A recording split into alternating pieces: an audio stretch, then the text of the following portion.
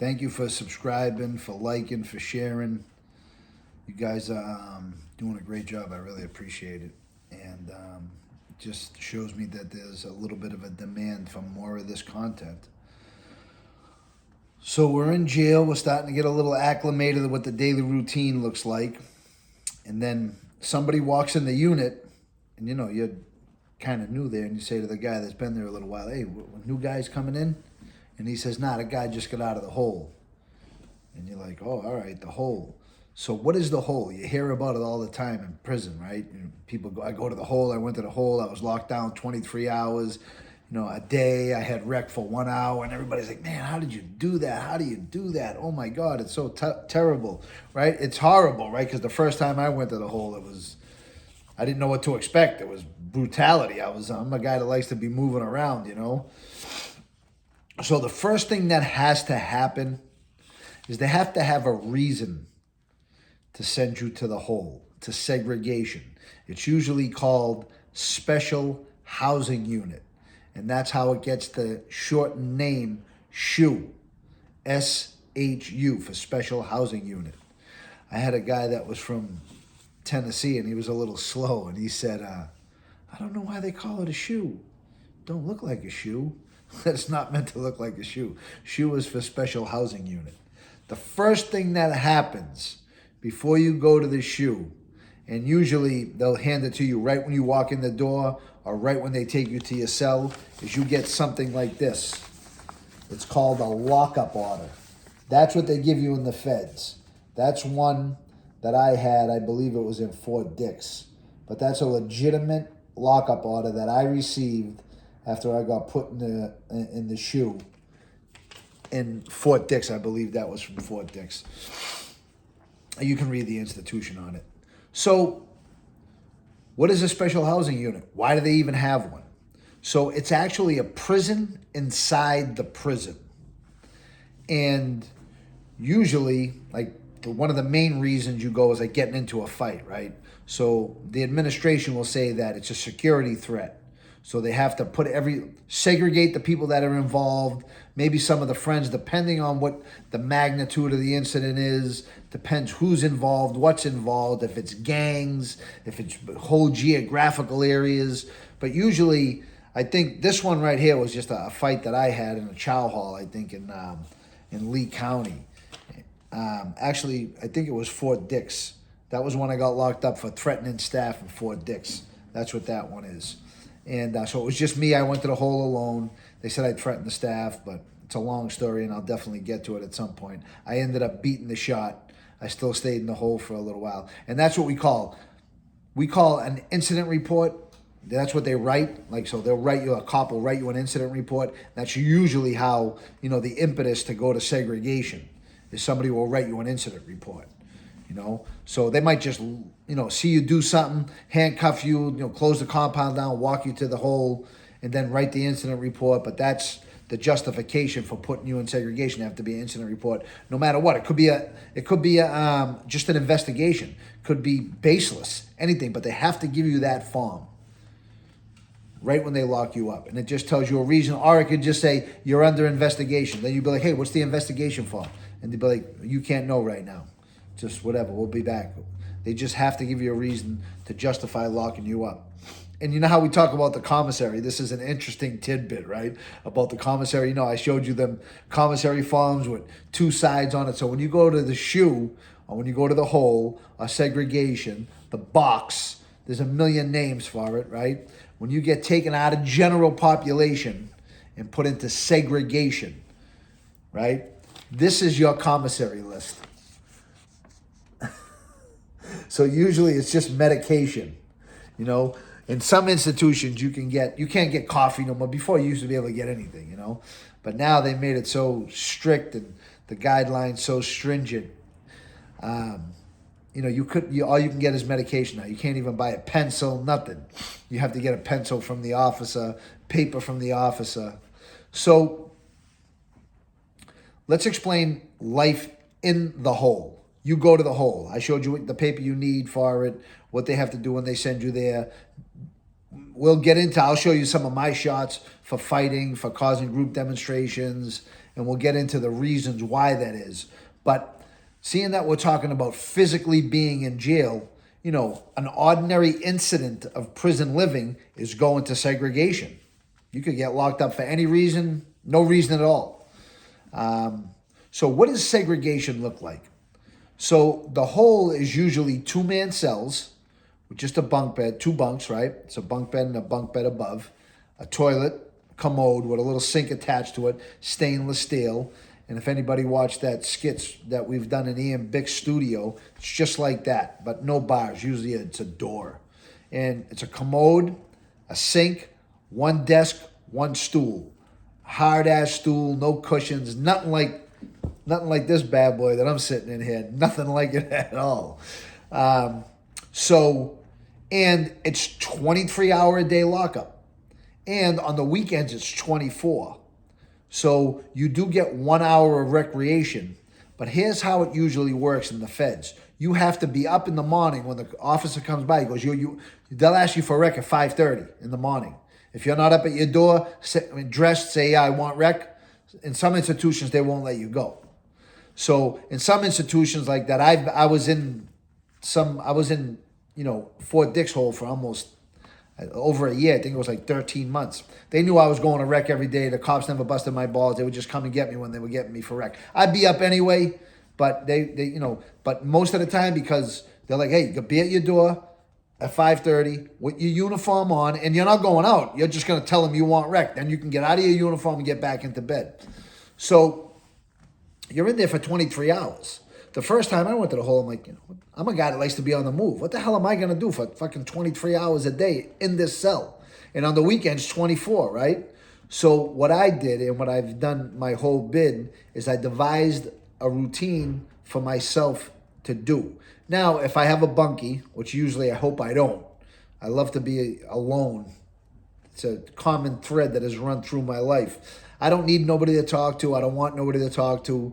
I like to be alone. I like to do my own thing, because you're in a bathroom with another man. I mean, you can live in a bathroom with a supermodel for a couple weeks and get sick of the supermodel, right? Imagine living with a guy. So, but you have to deal with it, So sometimes I like to kind of be on the same, schedule and same page with my bunkie. What I used to do was I'd get up in the morning. I'd have, if they had coffee, I would kill for a cup of coffee in the shoe if I could get it. Maybe they come around with that, like, not even real coffee. It's like chicory, I guess they called it. It was just like fake coffee in the morning. You would get like 2 cups if you could have 2 cups. You have a little breakfast, Then my routine was I would try to get everything out of the way. I work out in the morning, clean my cell after working out. What we would do is me and my bunkie if I had a bunkie, I'd like to get him on the same page with me, work out every morning, clean the whole cell. So it'd take us like 3 hours. I'd be on my hands and knees. And now you don't have a shower, right? Some of these places, you don't have a shower inside the cell. So when I was in Fort Dix, they didn't have showers in the cell. They had showers outside, and used to take showers Monday, Wednesday, and Friday. That was it. And if you weren't ready for the shower, you weren't getting one. So what we used to do was we would have like styrofoam cups, and we would sit on the toilet, like after the workout, right? And we would get, the floor would be sweaty from doing burpees, from working out. But what we would do is my bunkie would sit on the stool the opposite way while I took care of my business, right? And, then I would, correspond to do the same thing. But how we would do it was we would lather up in the sink, right? Water all over the floor, because we would have rags and clean up afterwards. So we would just lather up and then get the styrofoam cups of water sitting on the toilet bowl and try to get as much water as you could in the toilet bowl. Clean your whole body, just like that. Getting that, and that water that came out was just a little bit of a weak stream of water. It was nerve-wracking. But that's what we did to kill the time. So, transitioning from my first time in the hole, where it was kind of maddening. I think I started smoking cigarettes. I was so bored. And it was legal back in Wyatt in 96 when I went in to smoke. But you had to light the cigarettes with the razor blades. So we just devised a plan and devised a routine. So after that, picture sitting on a toilet or your bunkies sitting the opposite way, this close to you, because it's a small little cell, and then you wash off, you get your towel. I mean, listen, it's a really good feeling, afterwards, because you cleaned yourself. It's a pain in the ass because you get water all over the floor and you got to clean it up. But we used to just clean the whole cell every day. I used to tell my bunkie, you go last, right? Then you get shower, get everything, get up on your bunk, and I'll do the whole floor. I'll clean the whole rest of the cell, and then we would read. So we would kill half the day up until breakfast. Then it would be lunch. We'd be all cleaned up. We'd be ready to go. Then after lunch, we would just read. Then maybe him would play some cards or, try to make little chess pieces out of little milk cartons. We would do anything to, kill the time. But we would have the same set schedule. Then we would maybe write letters. Then mail would come. And then we would see, if we got mail, right back. Then it would be dinner. And then it would be wind down after dinner and, read and then go to sleep. It was a lot of reading and it was a lot of inactivity. 1 hour a day, I would try to pace the cell back and forth in that little space, walk, right? And then my bunkie, I would say, after I'm done, you go, you know what I'm saying? And if he wanted to walk, then he would walk, and I got into maybe doing, a lot of jumbles. I used to turn my cellies onto jumbles in there. Doing the word jumbles, they were pretty cool. My father used to send me books and everything. So I always had people sending me stuff. When I was in the hole, I'd send out a couple letters. Hey, I need this, I need this, I need that, So, and I always had people that, took care of me and did the right thing by me. So, but Fort Dix was the longest bit I ever did in the hole. It was over a year, And what else could I say that was pretty remarkable about the hole? So some holes had showers right in them. And that was great. You would think it's amazing. You get to take a shower. The floor still got messed up. Now, when you put the shower on in that little room, you had to have everything away. Your letters would get wilted. Your coffee would start sticking to everything. The little coffee grains that you would have. We had instant coffee. You have the bag sealed tight, or you would just ruin it. You know what I'm saying? And that's if you could even get coffee. So that stuff was like gold. I remember one time there was some counselors that were, cool, right? And I had went to the hole in Petersburg. And I remember, Petersburg, you couldn't get coffee. It was brutal. And I was in there for 9 months. I was getting transferred back to the penitentiary. It was a medium. I had a fight with saw a D.C. kid in the chow hall in Petersburg. But, and we'll get to all those stories later on. But just the physical structure of the hole we're trying to get out of the way today. But I remember this counselor came to my door. And he knocked on the door. And I'm like, hey, what's up? And he was like, there was this pagan that was there that was a friend of mine, Jekyll. And the counselor had a bag of Taster's Choice, one of them big red bags of Taster's Choice. I'm looking out the window and I'm looking at this bag of Taster's Choice, right? Like it was a full paper bag full of $100 bills. It was more valuable than that. And I was like licking my chops. I was like, hey, what's up? He goes, yeah, so-and-so said that you forgot this in your property. Here, I just wanted to give it to you. Opened the hatch and threw the bag of coffee out on my floor. The angels started singing. It was one of the best days I've ever had in my life. It was amazing. A full bag of Taster's Choice. How simple. The things that you get grateful for in jail. So that was one of the amazing days in the hole. So I remember talking to my father, because what I used to do is, even when I was alone, I would have that same routine. But I would work out, and then, for a while, and then, the floor would be sweaty. I'd take a shower in the sink. We used to call it a bird bath. And, I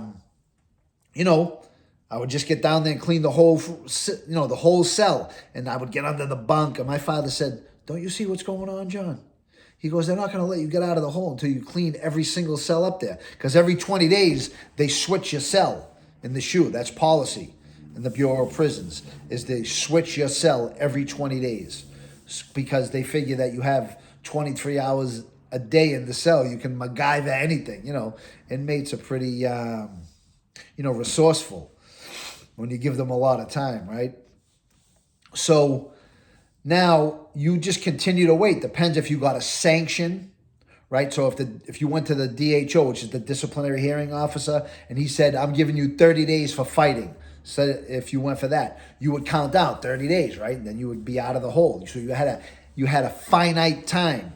But most of the times that I went to the SHU, I was under investigation. There is no time frame. You could be in there for 6 months, 3 months, and every time the counselor come by, they would update you on, yeah, well, there's still the investigation's still ongoing, the investigation's about to close, so you would stay in there. And I remember that time in Fort Dix, I was just like, I just wanted to see something else than that wall and that metal stool and metal, because I'd wake up every day and I'd look, and I'd be on that side of my bed and I would just look at it every day and I'd be like, I'm still in this motherfucker here, you know what I'm saying?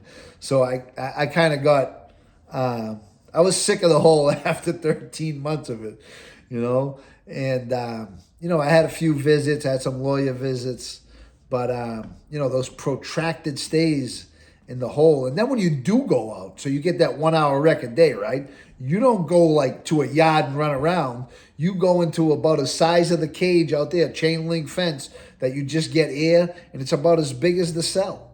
It's a tiny little cage, and you just hang out in the cage and get air.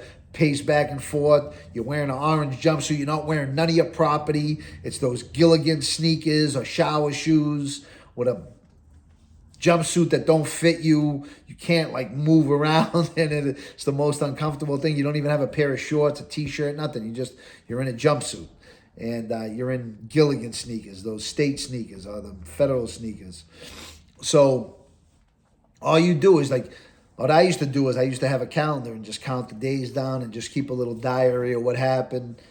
And I still have those diaries. I still have those calendars that I just marked off what I did for a workout, what I did that day, what I was reading, what I was thinking.